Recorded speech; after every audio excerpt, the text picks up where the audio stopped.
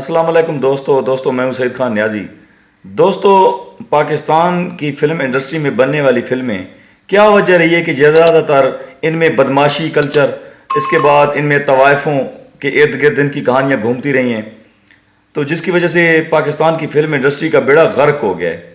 اس ساری باتوں سے ہم پردہ اٹھائیں گے۔ اس کے بعد ہم اس دور کے مشہور زمانہ ڈان عاطف چودھری، جو کہ 90 کی دہائی کا بہت بڑا ڈان تھا، وہ کیسے اپنے ڈیرے کے اوپر پاکستان فلم انڈسٹری کی کن کن اداکاراؤں کو نچوایا کرتا تھا اور نادرہ بیگم کے ساتھ اس کے کیا تعلقات تھے، تو یہ ساری باتیں آج کی اس ویڈیو میں ڈسکس کریں گے۔ دوستو، پاکستانی فلموں کا اگر دیکھا جائے تو پاکستانی فلمیں جو خصوصاً 90 کی دہائی میں بننے والی فلمیں جو اس 90 کے بعد سے ٹرینڈ چلا، تو وہ ساری کی ساری فلمیں اب تک وہ بدماشوں کے گرد گھوم رہی ہیں، طوائفوں کے گرد گھوم رہی ہیں۔ ان کی کہانی بدماشی اور طوائفوں والے کلچر کے ساتھ منسلک ہے۔ تو پاکستانی فلموں کے کبھی موضوعات نہیں بدلے، انہوں نے کبھی ایک پازیٹیو کریکٹر لے کر، ایک انسپائریشن سٹوری لے کر کہانی کبھی نہیں بنی۔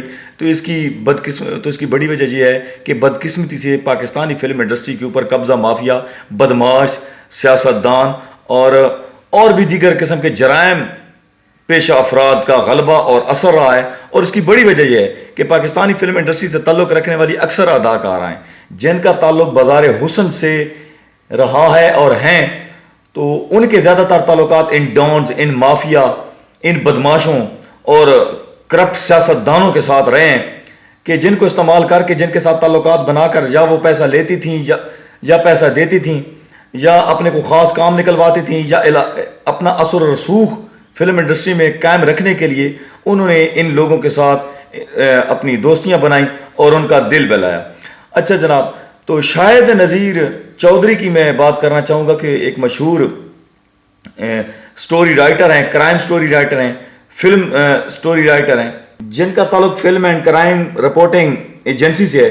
ان کی ملاقات عابد باکسر سے ہوئی، جو کہ ان کے بہت اچھے دوست ہیں۔ تو عابد باکسر نے ان کو بتایا کہ واقعی پاکستان بڑے بڑے سیاستدانوں، ڈان اور مافیاز کا اثر رہا ہے۔ اور عابد باکسر نے، حالانکہ انکاؤنٹر اسپیشلسٹ ان کو کہا جاتا ہے، انہوں نے بڑے بڑے ڈاکوں کو، بڑے بڑے ڈانز کو اور اس طرح کے جرائم پیش افراد کا جو کہ ایک اثر رکھتے تھے، بہت طاقتور لوگ تھے، ان کا عابد باکسر نے انکاؤنٹر کیا۔ تو وہ کہتے ہیں کہ 90 کی دہائی میں ایک بدماش تھا جس کا نام تھا عاطف چودھری، اس کا تعلق لاہور سے تھا، اور اس نے جب لاہور میں اس کا جینا عابد باکسر نے مشکل کر دیا، ٹھیک ہے، تو اس نے لاہور سے بھاگا اور بھاگ کر اس نے علاقہ غیر میں اپنے ڈیرے جما دیے، اور اس نے علاقہ غیر میں اپنی ایک سلطنت قائم کر لی جرائم کی۔ اور عاطف چودھری وہ ایک بدماش تھا جس کے دور میں اور عاطف چودھری کا جو اثر تھا وہ فلم انڈسٹری پر بہت زیادہ تھا، اور پاکستان فلم انڈسٹری کی بہت سی اداکارائیں جو تھیں وہ عاطف چودھری کے ڈیرے پر علاقہ غیر جایا کرتی تھیں، وہاں پر مجرے کیا کرتی تھیں اور اس کے دوستوں کا دل بہلایا کرتی تھیں، اور وہ کام کیا کرتی تھیں جو کہ دوستوں میں آج کی آپ کو اس ویڈیو میں نہیں بتا سکتا۔ تو یہ اتنی اور عاطف چودھری کے دور میں، کیونکہ 90 کی دہائی کا یہ ڈان تھا، اور 90 کی دہائی میں پاکستانی فلموں میں زیادہ تر بدماشی کلچر، طوائفوں والا کلچر اور ایک قسم کی ویلگیریٹی نے اپنا ڈیرا جما لیا تھا۔ تو عاطف چودھری اتنا خطرناک تھا کہ اس کا ایک دوست تھا جس کا نام تھا خالد ہیرا۔ اس نے خالد ہیرا کے کہنے پر فلم سٹار ریما کے گھر پر برسٹ مارے تھے کلاشنکوف کے، کافی زیادہ۔ تو یعنی کہ اس کے گھر کے اوپر گولیاں چلائی تھی، جس کی وجہ سے پاکستان فلم انڈسٹری میں خوف و ہراس پھیل گیا تھا دوستو۔ اور عابد باکسر نے پھر اس کا لاہور میں جینا کیا کیا تھا، حرام کر دیا تھا، جس کی وجہ سے اس نے لاہور کو چھوڑا اور علاقہ غیر میں وہ جو تھا عاطف چودھری جو تھا وہ بھاگ گیا۔ اب دوستو کہانی کو آگے بڑھاتے ہیں۔ پاکستانی سیاستدانوں کی زندگی عاطف چودھری کی وجہ سے کافی خطرے میں پڑ گئی تھی۔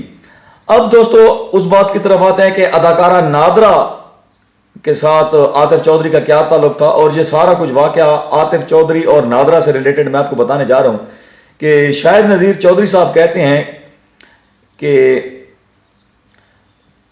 ہمیشہ سے، کیونکہ وہ ایک کرائم رپورٹر تھے، کرائم اینڈ فلم رپورٹر تھے، وہ کہتے ہیں کہ یہ جو بڑے بڑے مجرے ہوتے ہیں نا، تو یہ گلی اور محلے میں نہیں ہوتے، یہ بڑے بڑے محلات میں بڑے بڑے ڈیروں پر منعقد کیے جاتے ہیں، اور خاص اس کے اندر پروٹیکشن کے اندر، ٹھیک ہے.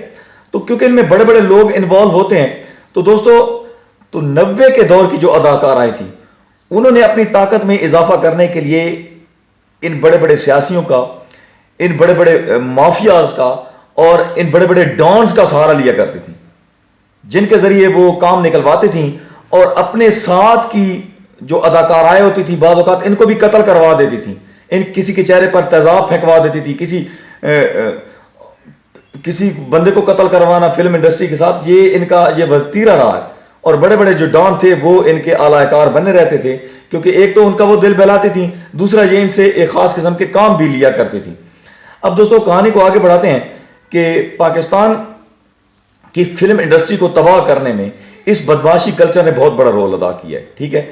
اب میں 1992 میں، شاید نذیر چودھری صاحب کہتے ہیں کہ 1992 میں ایک ایور نیو اسٹوڈیوز میں ایک فلم تھی جس کا نام تھا علاقہ غیر.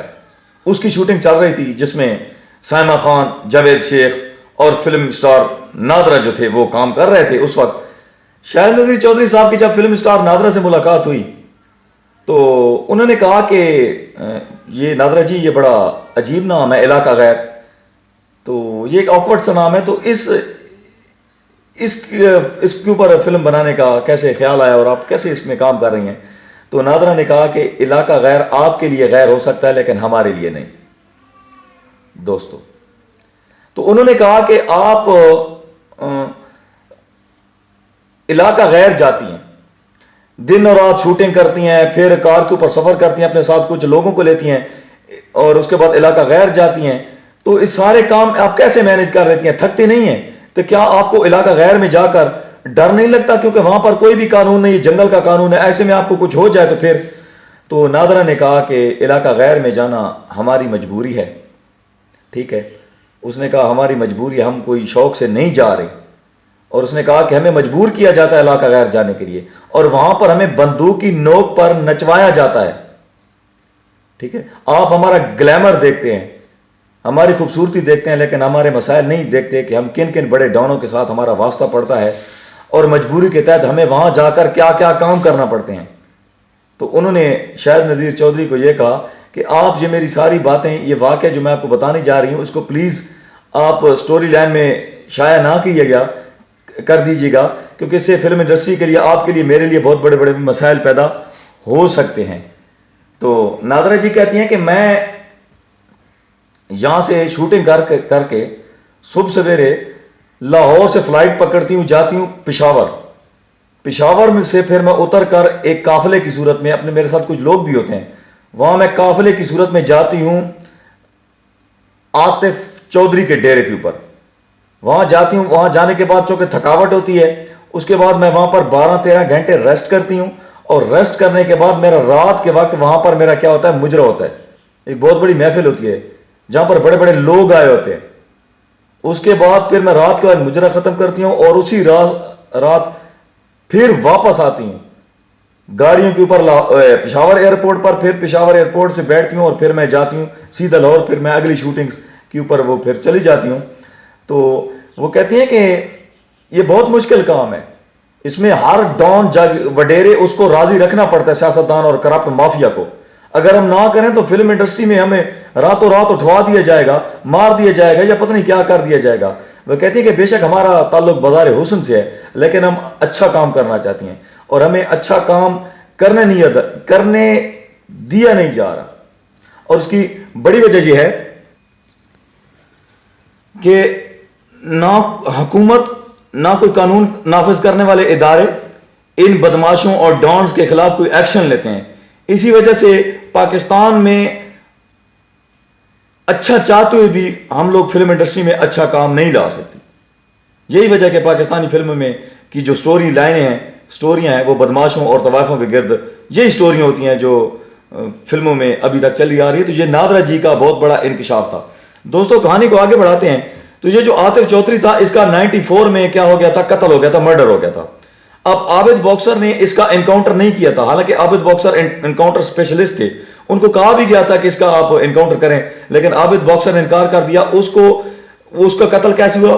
وہ ایک پیشی پر وہ جا رہا تھا، اس کے ہتھ کڑیاں لگی ہوئی تھیں، پھر مخالف گروپ نے آ کر فائرنگ کی، جس کی وجہ سے عاطف چودھری کیا ہو گیا جی، قتل ہو گیا، ٹھیک ہے۔ تو اب 94 سے لے کر اب تک المیہ یہ ہے کہ پاکستانی فلم انڈسٹری کے اوپر سیاستدان، کرپٹ سیاستدان بھی انویسٹمنٹ کرتے ہیں، بدماش بھی کرتے ہیں، غنڈے بھی کرتے ہیں، ڈان بھی کرتے ہیں، اور پاکستانی جو فلمی اداکارہ ہیں ان کا ان کرپٹ مافیاز کے ساتھ تعلقات بھی ہیں، جس کی وجہ سے پاکستانی فلم انڈسٹری کا کلچر نہ تبدیل ہوا ہے اور نہ کبھی ہو سکے گا، کیونکہ حکومت بھی ان لوگوں کے سامنے، یہ باثر لوگ ہیں، ان کے کیا ہیں، ان کے اختیارات اتنے ہیں کہ حکومت بھی ان کے خلاف کیا کارروائی نہیں کر سکتی۔ دوستو، اگر پاکستان فلم انڈسٹری کی بجائے اگر ہم انڈیا کی فلم انڈسٹری کو دیکھیں تو انہوں نے ہمیشہ ایک کریٹو سٹوریز کے اوپر، ایک انسپائریشنل سٹوریز کے اوپر کیا بنائی ہیں جی، فلمیں بنائی ہیں، اور انہوں نے ایک ریئلٹیز کو دیکھا ہے۔ ان کی جو فلمیں ایک بدماشی کلچر کے اندر باؤنڈ نہیں ہے، انہوں نے انسپائریشنل سٹوری لی ہے، اپنی یوتھ کو موٹیویشن کیا ہے، اور یہی وجہ ہے کہ ان کی فلم انڈسٹری جو ہے وہ 3000 سے لے کر 4000 کروڑ کا بزنس کرتی ہے اور پوری دنیا میں چلتی ہے، اور جس کی وجہ سے ان کی جو فلم انڈسٹری ہے وہ گرو کر رہی ہے۔ لیکن بدقسمتی سے ہماری جو فلم انڈسٹری ہے وہ بدماشوں ان سے آزاد نہیں ہوئی، ٹھیک ہے۔ اور حقیقت بات ہے، میں ایک بات بھول گیا ہوں کہ ہماری جو فلم انڈسٹری کے پروڈیوسر تھے وہ بھی عاطف چودھری کے آگے انہوں نے ہاتھ اپنے گھٹنے ٹیک دیے تھے۔